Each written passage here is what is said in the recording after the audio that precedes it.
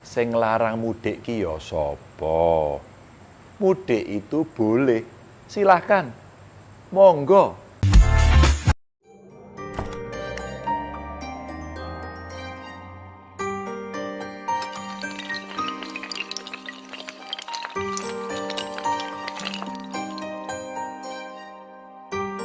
Menjelang Lebaran ini, pasti banyak yang merasa jengkel dan sambat. Kenapa? Mudik yang adanya hanya setahun sekali itu kok dilarang lagi? Mungkin jenengan, koncon jenengan, ada yang grundel. Kalau di berita itu, kan pemerintah ngakunya penanganan COVID sudah baik, sudah bagus, kasusnya menurun terus. Lah begitu mau Lebaran kok malah mudik dilarang. Padahal kemarin kan sudah ada yang disuntik vaksin sampai 2 kali loh. Lah terus apa sebenarnya faedahnya disuntik vaksin kalau pulang ke rumah saja dibatasi? Ada juga koncon jenengan yang Masya Allah galaknya minta ampun. Kalau nulis komentar di medsos, peraturan opo kuwi? Kalau yang dikhawatirkan kerumunan dan penularan, lah kenapa tempat wisata dibuka? Kenapa sekolah, kantor, pasar, mal, swalayan, tempat wisata, semuanya kok dibuka? Itu malah jelas-jelas sangat membahayakan dan sumber penularan. Masa yang dilarang kok cuma mudik?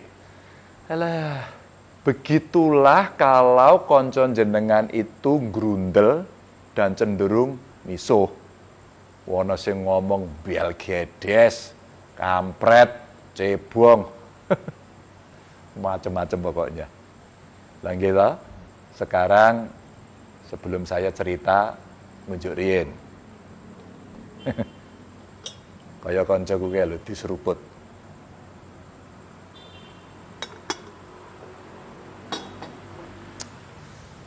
Nah, kalau sudah minum gitu kan pior, padang pikirannya. Enak diajak ngomong, penak diajak rembugan.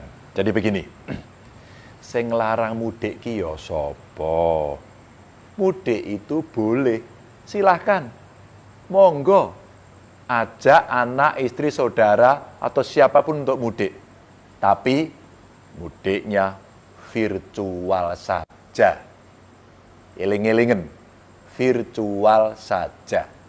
Seperti tahun lalu, saya masih ingat betul bagaimana rasanya meminta panjenengan semua untuk tidak mudik pada tahun lalu. Betapa susahnya kondisi kita di masa-masa awal pandemi. Setiap hari selalu saja ada saudara-saudara kita yang masuk rumah sakit. Hampir setiap jam ambulan berseliweran di jalan. Penggali kubur bekerja siang malam. Teman-teman tenaga medis bukan hanya berjuang menyelamatkan, tapi juga berguguran. Siapa sih yang mau kehilangan saudara? Siapa yang rela kehilangan orang tua? Kita ini sangat berpotensi jadi penyebab kematian 1, 2, puluhan, bahkan ratusan nyawa. Ini bukan soal tradisi atau agama. Bukan soal suku atau negara, tapi menyelamatkan 1 nyawa saudara kita jadi jauh lebih penting dari segalanya. Masih ingat nggak kata Gus Dur? Di atas politik itu ada kemanusiaan. Saya mau nambahi, di atas politik, tradisi dan kebudayaan itu ada kemanusiaan. Dan berdiam diri, tidak bepergian, tidak pulang kampung, adalah laku kemanusiaan kita saat ini. Ya, kita hanya cukup berdiam diri di rumah untuk tidak memperumit masalah di tengah wabah. Mungkin jenengan pernah dinasehati simbah buyut. Nduk, wong urip iku aja nggugu karepe dhewe. Kabeh wis ana sing ngatur. Tapi yen kabeh melu ngatur, ya enten ana gelem. Maka ketika kemarin di Kabupaten Pati Dan di kota Semarang contohnya, ada warga yang nekat mudik dari luar daerah. Ya Allah, bukan hanya 1, 2, atau 3 orang yang tertular corona, tapi puluhan orang dan akhirnya satu kampung harus diisolasi. Yen wis kedaden ngono iku, lak ya kriwikan dadi grojogan, geguyon dadi tetangisan toh.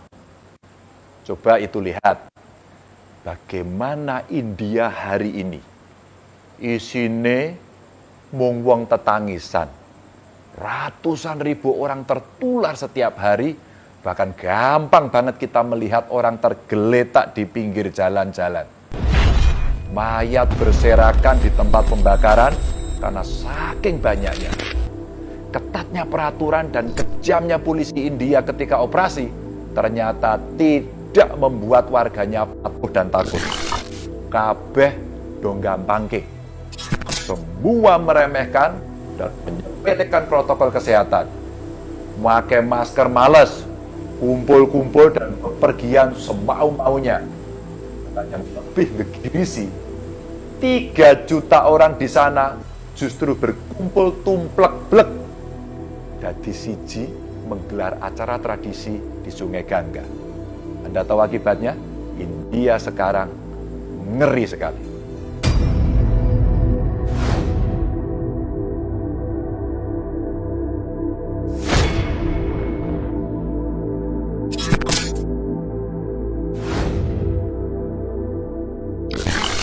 Kalau bisa memilih, siapa yang mau memilih pandemi? Maunya kita ya hidup tentrem, aman, sentosa. Bergas waras, wiris, rezeki banyak, halal dan barokah. Tapi kan yang ngatur kehidupan bukan kita. Kita ini kan sak dermo mampir ngombe, disangoni awak, ati lan pikiran.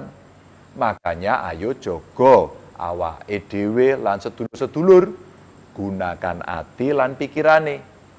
Kita kan sudah tahu apa yang mesti kita perbuat di masa pandemi ini agar semua sehat dan selamat. Kalau hati dan pikiran kita sudah tahu bahwa mudik itu akan menimbulkan kerumunan dan berpotensi sangat besar menularkan corona, ya ayo kita tinggalkan. Godaan untuk menentang pasti ada. Tapi ayo kita lawan biar semua aman. Ini adalah saat yang tepat untuk kita bisa segera keluar dari pandemi. Dibanding awal tahun lalu, kasus penularan di negara kita sudah menurun. Vaksinasi juga terus dipercepat. Jenengan semua juga tidak perlu polisi India untuk tertib protokol kesehatan. Usaha-usaha kita sebenarnya membuat pandemi di negeri ini sudah menuju titik akhir. Nah, ketika titik akhir pandemi sudah di depan mata, masa kita mau berputar lagi atau bahkan berjalan mundur menuju titik awal pandemi? Jangan sampailah rekasan dewe selama ini ambruk justru karena perilaku kita sendiri. Maka Bapak Ibu, sedulur-sedulurku semua, kalau kangen sama yang di rumah, video call saja. Lebaran ini kita sungkem virtual. Kalau mau ngasih THR, langsung wus transfer. Yang penting jenengan sehat. Yang paling penting Bapak Ibu, keluarganya panjenengan semua di kampung sehat. Kita semua kan sudah saling mengerti. Kahanane memang nembe kaya ngene, pagebluk, ora iso diselak, yo ora iso dipenggak. Jadi jenengan jangan berprasangka macam-macam tentang larangan mudik ini. Menghilangkan tradisi lah, menghalangi silaturahmi lah, mematikan usaha warga, atau prasangka buruk lainnya. Tidak. Keselamatan jenengan, keselamatan kita di atas semuanya. Keputusan ini memang membawa madarat. Tapi itu adalah madarat yang paling ringan dari sekian madarat yang ada. Semoga cukup 2 kali puasa 2 kali lebaran kita tidak pulang. Jaga diri panjenengan baik-baik. Jika keluarga panjenengan di kampung ada masalah, boten usah khawatir. Insya Allah, biar saya yang ngurus. Untuk sedulur-sedulurku, kepala desa, ketua RW dan RT, ayo, jogo tonggo gerak lagi. Pos penjagaan kampungnya dihidupkan lagi. Data setiap pendatang, suhu tubuhnya dicek, semprot dengan disinfektan. Sediakan tempat cuci tangan. Siapapun yang masuk ke kampung kita wajib pakai masker. Sekali lagi, wajib. Tidak ada pendatang atau tamu yang terindikasi. Entah itu demam, batuk, pilek, segera laporkan ke puskesmas terdekat. Teman-teman tenaga medis juga ini. Ayo, kencangkan lagi ikat pinggang, kita siaga agar tidak kecolongan. Jika usaha kita bisa terus seperti itu, saya hakul yakin, insya Allah Lebaran tahun depan kita semua bisa kumpul keluarga dengan bahagia. Bapak Ibu yang sangat saya hormati, ngaten nggih? Terima kasih, matur nuwun. Sabar, boten sah mudik, dan selalu jaga kewarasan.